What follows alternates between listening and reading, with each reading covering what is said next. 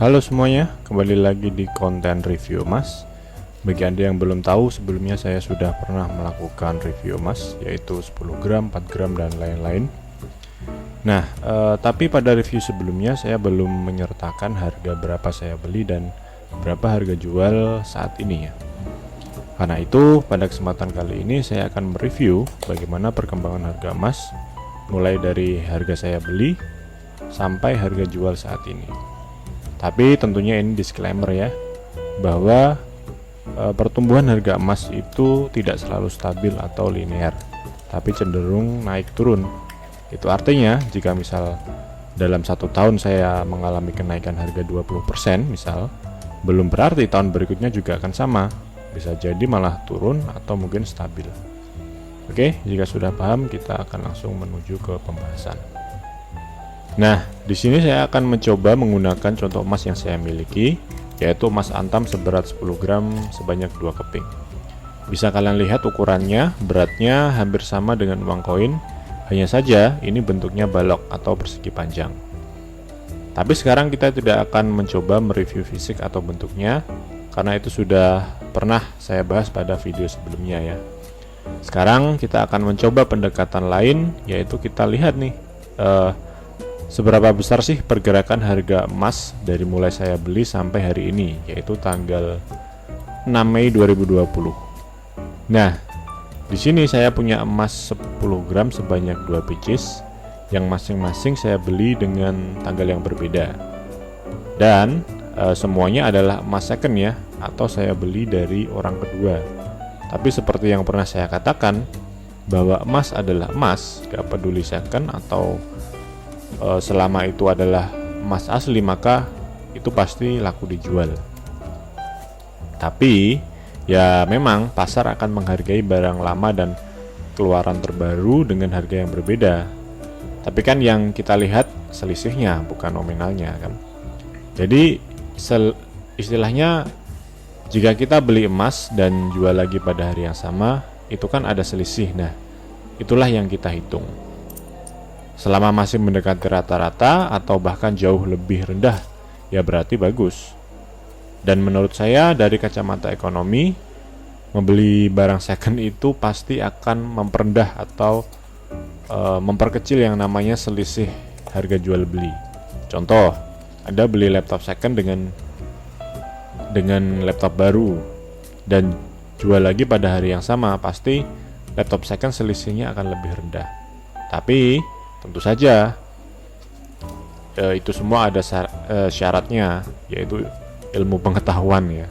Setidaknya orang beli barang baru itu motifnya adalah karena tidak mau ambil pusing biasanya, dan mau kepastian bahwa ini pasti barang bagus.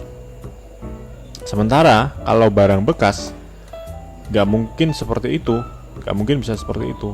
Pasti ada resiko dalam membeli barang second.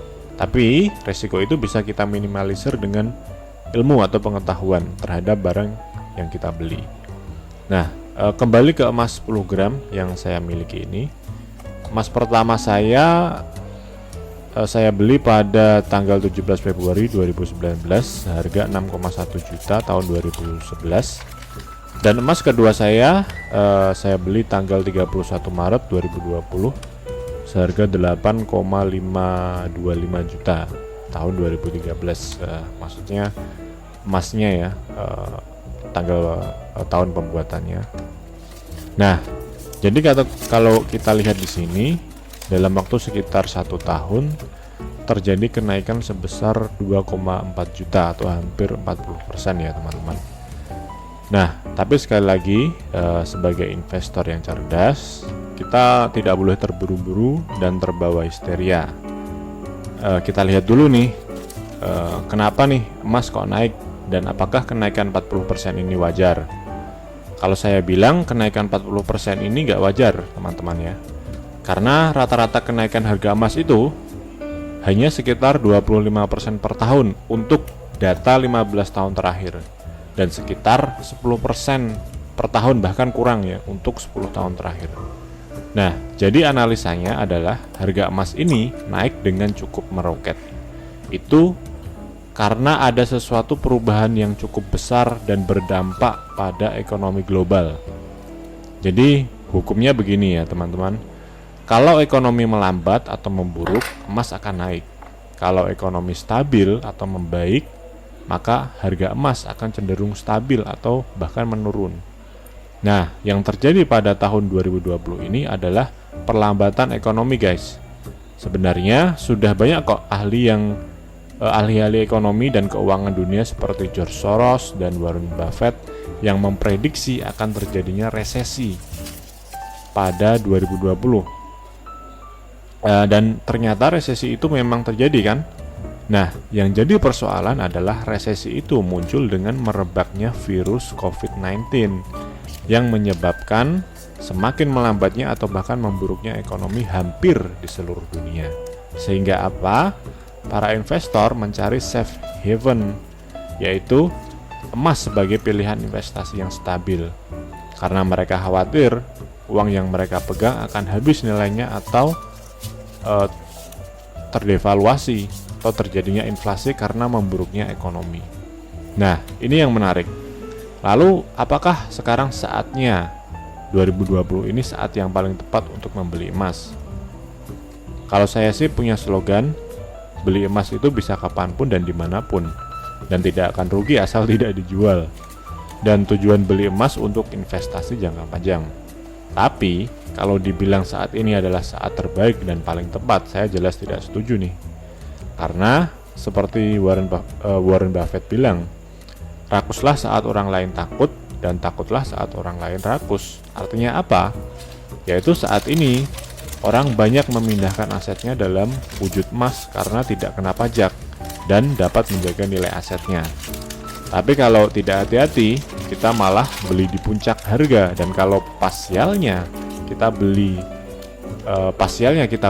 harga akan langsung turun.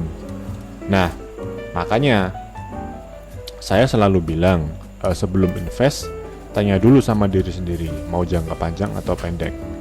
Panjang itu ya minimum 10 tahun. Sedang kalau jangka medium atau sedang 5 tahun, sementara jangka pendek itu 1-2 tahun.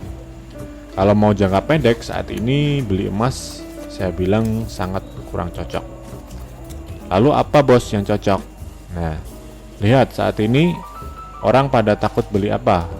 Berbondong-bondong jual apa? Kok kayaknya harga saham turun terus ya? Apa kita beli saham nih maupun harga turun? Tapi tunggu dulu, jangan buru-buru, semua kan ada ilmunya. Tapi kita bahas nanti sajalah pada video yang lain. Oke? Sampai jumpa.